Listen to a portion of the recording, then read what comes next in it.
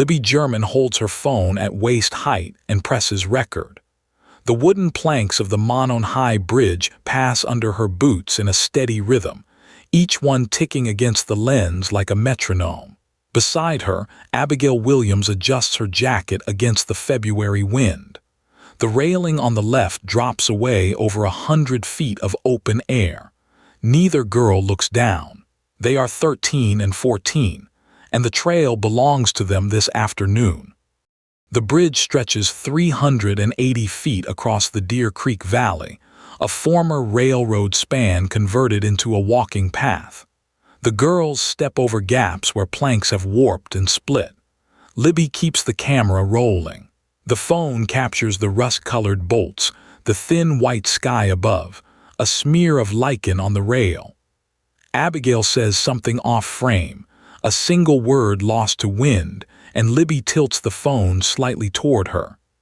They had crossed this bridge before on other weekends, other cold afternoons when the trail was empty and the creek below ran shallow over limestone. The route is one local's walk in 20 minutes or less. The girls are in no hurry. Their boots find the same grooves in the wood. The recording continues. Behind them, on the gravel approach to the east end of the span, the afternoon is quiet except for footsteps and the creek moving below. The temperature hovers just above freezing. Their breath shows in short bursts each time one of them speaks. Libby narrates small things into the phone: a bird on the railing, the color of the water below, gray-green and flat. Abigail laughs at something outside the frame, a quick sound caught by the microphone. The audio registers the hollow percussion of their boots on the wood, a rhythm that will later matter to people who listen very carefully. At the far end of the bridge, the trail descends a short grade into wooded ground. The phone records the transition, the sky narrowing as bare branches close overhead. Libby stops recording for a moment. The girls talk about which path to take next, the loop that brings them back to the parking area or the longer route along the creek bed. They choose the loop. They turn south on the lower trail. The afternoon light is already going amber by the time they clear the tree line on the south side. The phone comes out again.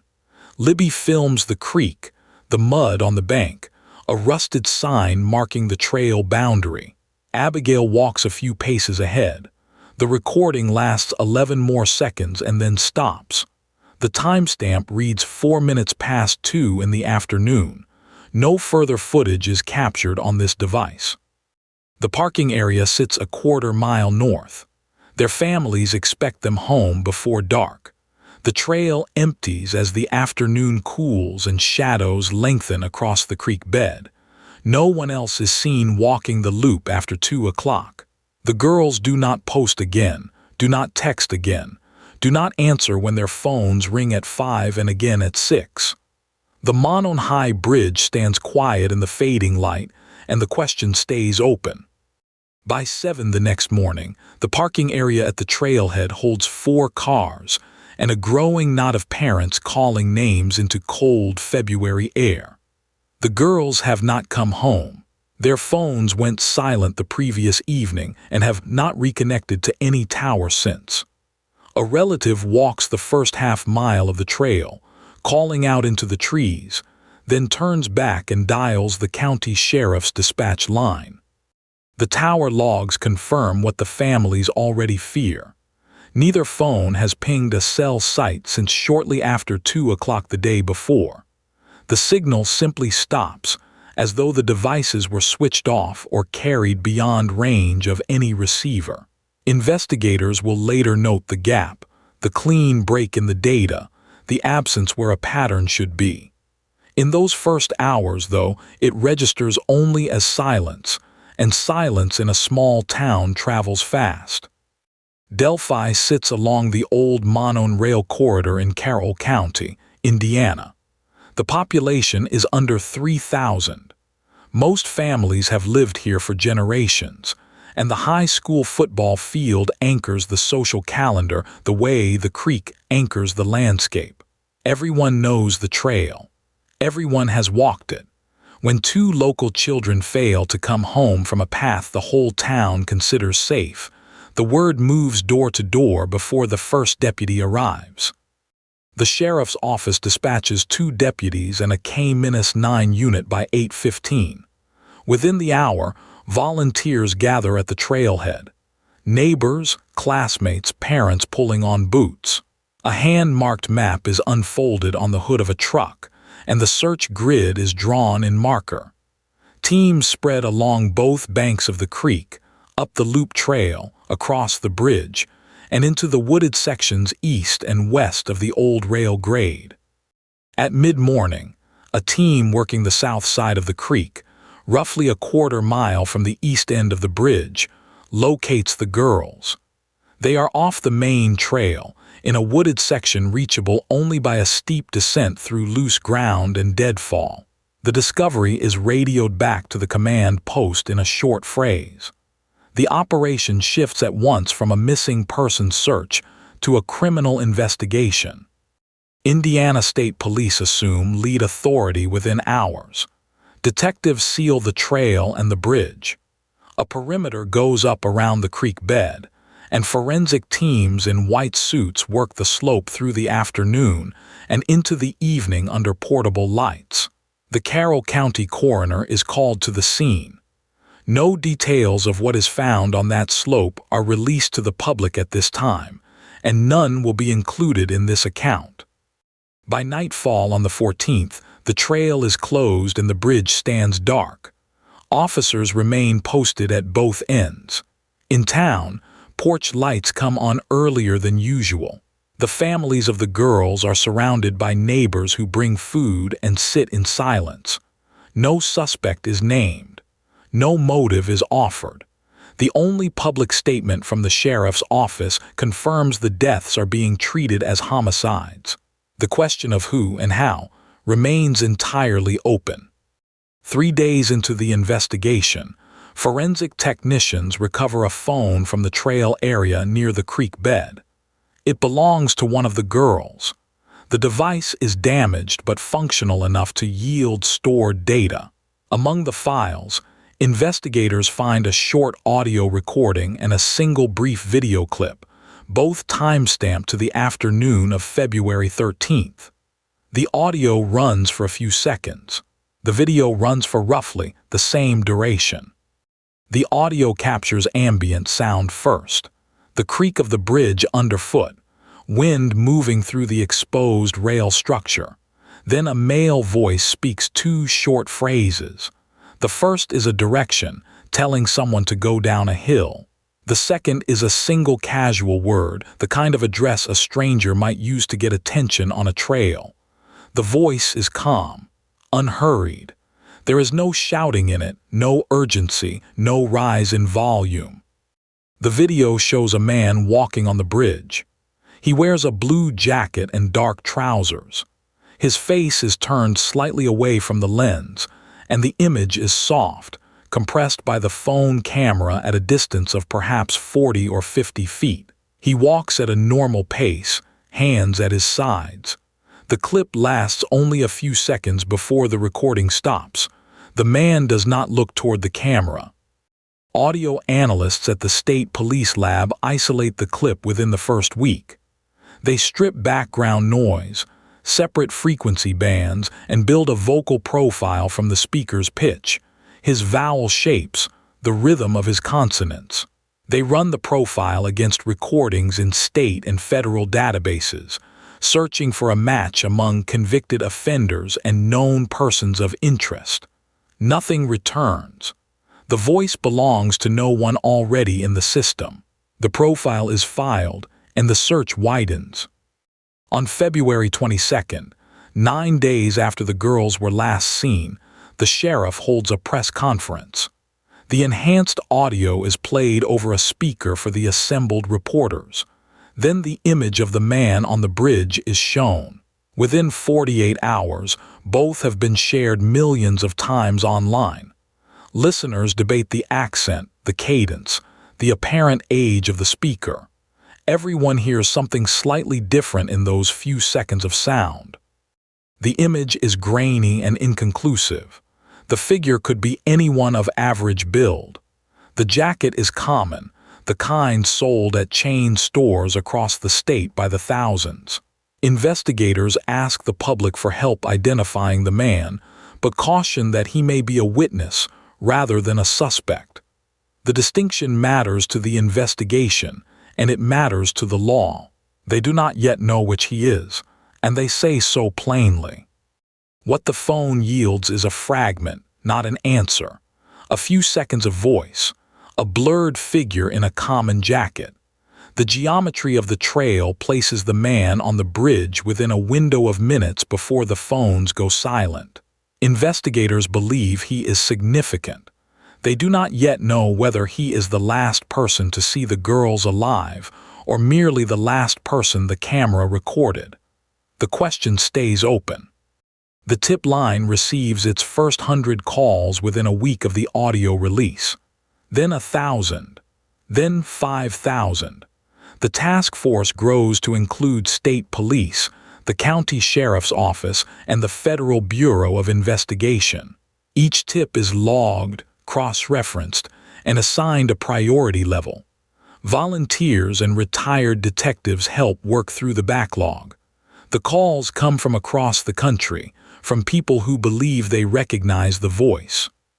The geometry of the trail becomes a fixation for investigators.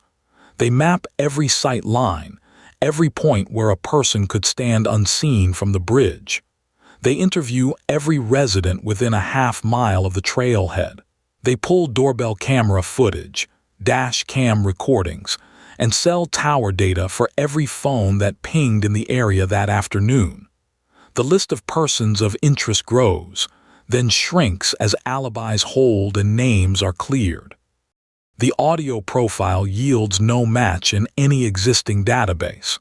The voice does not correspond to any convicted offender, any person of interest in a prior case, any recording held by state or federal agencies. Analysts refine the profile over months, adjusting for compression artifacts in the phone file. They determine the speaker is male, likely between 20 and 50, with a Midwestern speech pattern.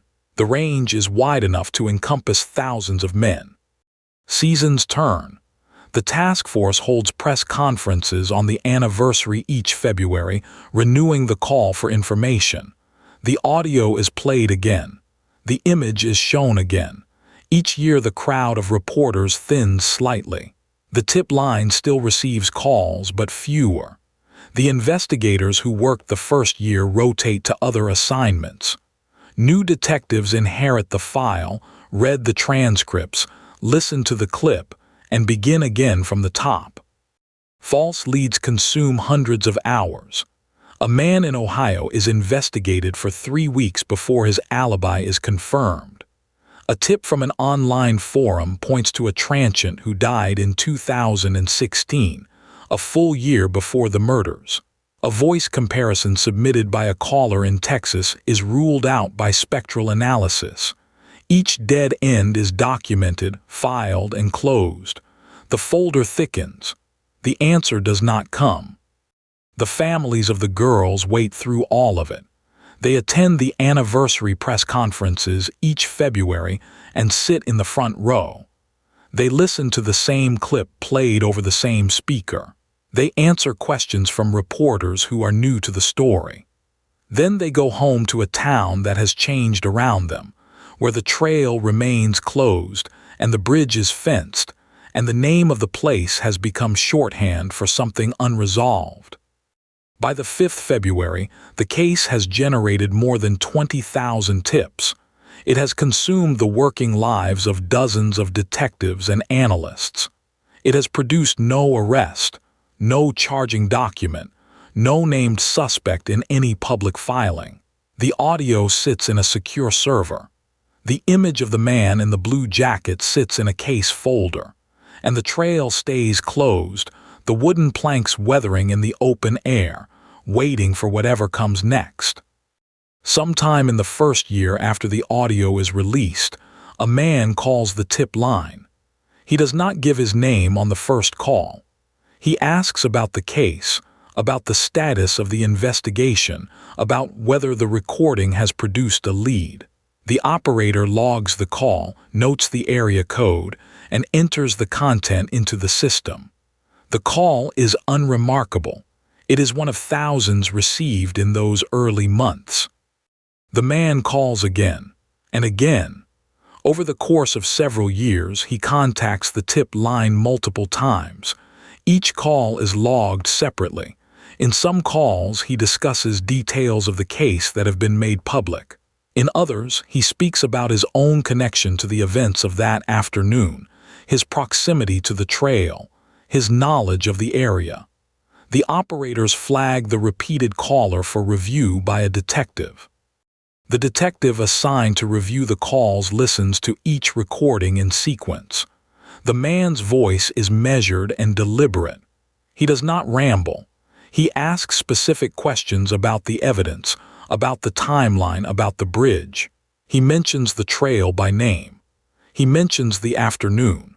In one call, he describes what he says he saw that day, a detail that aligns with the known timeline but adds nothing the investigators did not already possess. In later calls, the man speaks more freely about himself. He mentions living near the trail. He mentions the creek, the bridge, the specific grade where the path descends to the water. He talks about the afternoon as something he experienced firsthand, not something he read in the news. The operators note the shift. The calls are no longer inquiries. They are statements. They are a man placing himself inside the geography of the case. Investigators cross-reference the man's statements against the known timeline and the physical evidence. They check his described location against cell tower records for that afternoon. They compare the details he volunteers against the sequence established by the phone data and the trail geometry. Some of what he says fits. Some of it is vague enough to fit nothing in particular. The file on the caller grows slowly, page by page, over the span of years. Quietly, without public announcement, analysts begin comparing the caller's voice against the audio profile built from the bridge recording. The work is methodical. They isolate matching frequency bands, compare cadence and vowel length, check the rhythm of consonant clusters. They do not announce findings. They do not brief the press. The comparison runs alongside the broader investigation, one thread among many, and the result is not yet clear enough to act on or to dismiss. The calls do not solve the case. They do not produce a confession or a definitive identification. What they produce is a shape in the data, a recurring presence where before there was only absence. Investigators note the pattern. They note the familiarity, the repeated return to the same afternoon, the same stretch of trail. The file is updated. The voice comparison continues, and the man hangs up the phone and goes back to his life, waiting for whatever comes next. On the morning of October 28, 2022, investigators detain a man at a residence in the Delphi area. The operation is quiet. There is no press conference, no advance notice to local media. A task force vehicle is parked on the street. Officers in plain clothes approach the door. The man is taken into custody without incident and without resistance. He is transported to a county facility for processing and questioning.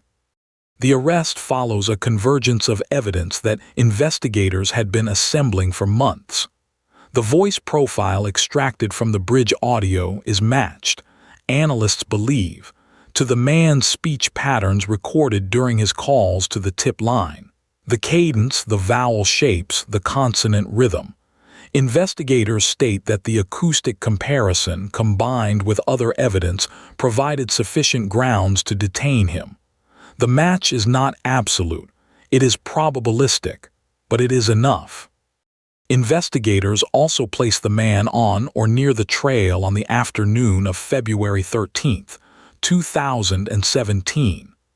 Cell tower records, they say, put his phone in the vicinity of the bridge during the relevant window. His residence is within walking distance of the trailhead. The geometry that was once a problem for the investigation, the sight lines, the access points, the steep descent to the creek bed, now works in the other direction entirely. The man taken into custody is a local resident. He has lived in the area for years.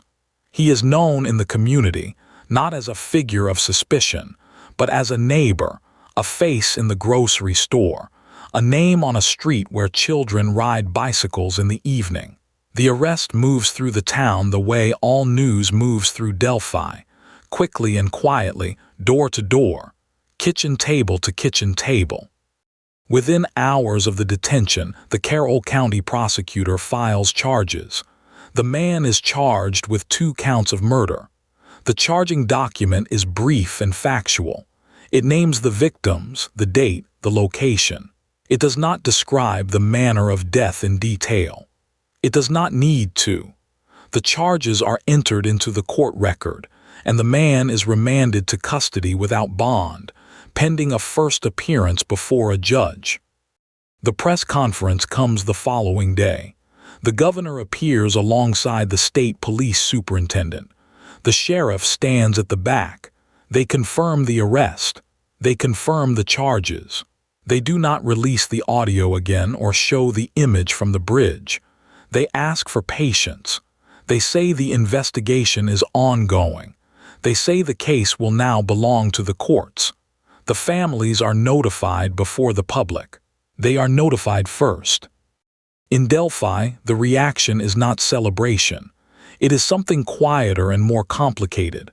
Relief, perhaps. Exhaustion. A 5-year wait shifted but not lifted because an arrest is not a verdict and a charge is not a conclusion. The trail remains closed. The bridge still stands fenced. And in the county jail, the man sits in a cell, charged with 2 counts of murder, awaiting the slow machinery of the court. The next chapter belongs to a jury. The man charged with 2 counts of murder remains in county custody. He is presumed innocent until a jury determines otherwise. His attorneys file motions. The prosecution responds. Hearings are scheduled and rescheduled. The court calendar moves at its own pace, unhurried by what the case carries. In the jail, the days pass in routine. In the courthouse, the file grows thicker. The trial date is set, then moved, then set again. Pre-trial motions stretch across months. Defense attorneys challenge the admissibility of the audio recording. They question the chain of custody on the phone. They request a change of venue, arguing that 5 years of publicity have made an impartial jury impossible in Carroll County. The judge rules on each motion in turn. The process is deliberate. It is meant to be. The court does not accelerate for grief, and it does not pause for it. In Delphi, the waiting takes a different shape. The town goes about its days. The school year starts and ends. The football season comes and goes. People mow their lawns and stack firewood and wave to neighbors from porches. But the trail is still closed. The bridge is still fenced. And every February, the anniversary arrives like a weather system, bringing cameras to the trailhead for a day before they leave and the quiet returns. The families carry the waiting differently. They do not attend every hearing. They do not speak to every reporter. Some days they go to the cemetery. Some days they do not. They keep the names spoken in the house in the ordinary way, the way you say a name at a dinner table or in a hallway when calling someone to come inside. The names do not become monuments. They remain names, said aloud by people who remember. The trail will reopen eventually. The bridge will be repaired or replaced. The wooden planks that recorded footsteps on a cold February afternoon will rot or be swapped for new timber. The creek will keep running over the same limestone. The geometry will hold. But the meaning of the place has changed, and everyone in Delphi knows it. The way you know a room is different after something has been broken and then repaired. What remains beneath the legal process and the media cycles is a town of people who lived through an unthinkable Tuesday and then kept living. They go to work. They coach the youth teams. They sit in the same pews on Sunday. They pass the trailhead on their way to other errands and they do not look, or they look and keep driving. They are not characters in a story. They are neighbors and they are still here. The jury has not yet been seated. The verdict has not been read.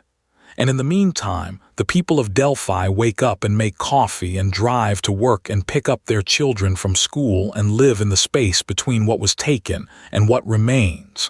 How does a town heal after 5 years of waiting for an answer that may not, when it comes, feel like enough? Tell me what you think in the comments.